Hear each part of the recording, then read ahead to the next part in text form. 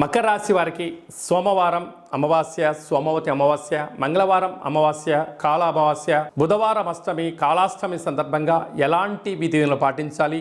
ఒకవైపు ఏలనాటి శని చివరార్ధ సంచార స్థితిగా ఉంటూ 30 సంవత్సరాల తర్వాత వక్రగమనంలో జరుగుతూ ఉండబడినటువంటి సోమవారం అమావాస్య సందర్భంగా ఎలాంటి విధానాలు పాటించడం వలన వీరికి అద్భుతమైన యోగం, ఆనంద యోగం, క్షేమయోగం, ఐశ్వర్య యోగం ఎలా పొందాలో ఈ వీడియోలో సవివరంగా సంపూర్ణంగా తెలుసుకుందాం.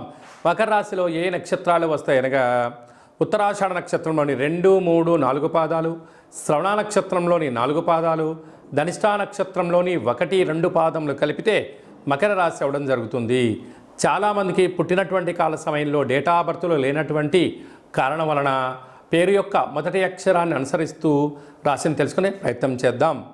బో, జా, జీ, జూ, జే, జో, ఘా, గా, గి, గు, గే అక్షరాల వారందరూ కూడా మకర రాశి జాతకులే. మకర రాశి యొక్క అధిపతి శని భగవానుడు. వీరికి ఒకవైపు ఏలనాటి శని చివరార్ధ సంచార స్థితిలో జరుగుతూ ఉండినను 30 సంవత్సరం తర్వాత వక్రగమనంలో శని భగవానుడు సంచారము చేయడము, పంచమ స్థానంలో గురువు, 6వ స్థానంలో కుజుడు, అష్టమ స్థానంలో ఏడాది తర్వాత రవి భగవానుడు స్వక్షేత్రకంగా రవితో కలిపిన బుధుడు సంచారం చేయనప్పుడు ఎలాంటి కొద్దిపాటి ఇబ్బందికరం అని చెప్పి గమనించగలగాలి. కనుక ఈ సోమవారం అమావాస్య, ఇక్కడ శ్రవణ నక్షత్రాధిపతి చంద్రుడు, సోమవారం ఇంపార్టెన్స్ ఇవ్వాలి. ఈ సంవత్సరం యొక్క రాజు కుజుడు కనుక మంగళవారం రోజు అమావాస్య రావడము, అదే కాకుండా బుధవారం అష్టమి రావడము, వారానికి అధిపతి బుధుడు, అందులో అక్కడ జ్యేష్ఠ నక్షత్రము.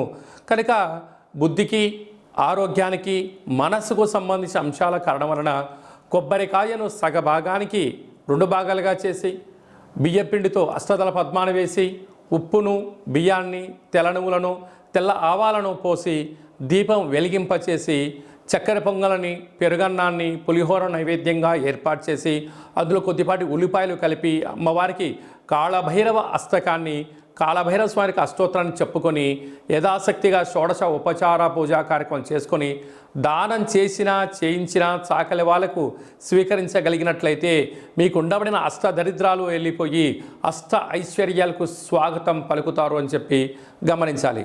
కనుక మీ జన్మ నక్షత్రం రోజున పూర్ణిమ, అమావాస్య తిథుల ఎందున దూరవాయు జల ప్రయాణాలు పెట్టుకోవద్దు.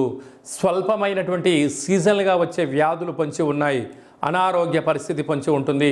కనుక గోరువెచ్చని ఆహారం తినడం, గోరువెచ్చని నీటితో స్నానం చేయడం, తాగేటప్పుడు కూడా రాగి పాత్రలో నీళ్లు పోసుకొని తాగగలిగినట్లయితే అనారోగ్య సమస్యలను దూరం చేయడం, ప్రతిరోజు సూర్య నమస్కారాలు చేయడం, సూర్య ఆసనాలు వేయడము, మంత్ర జప, దాన, ధర్మ, యోగ ఆసన కార్యక్రమం వల్ల ఐశ్వర్యం మీ సొంతం అవుతుందని చెప్పి గమనించాలి. అలాగే డాక్టర్లు, సాఫ్ట్వేర్లు, సినిమా తారలు, అలాగనే వ్యవసాయ సోదరులు, హోటల్ వ్యాపారస్తులు, స్వయం వృత్తులు, సేవా రంగాలు, మార్కెటింగ్ రంగంలో ఉన్న వారు ఓపిక, పట్టుదల అవసరం అని చెప్పి గుర్తుపెట్టుకోవాలి.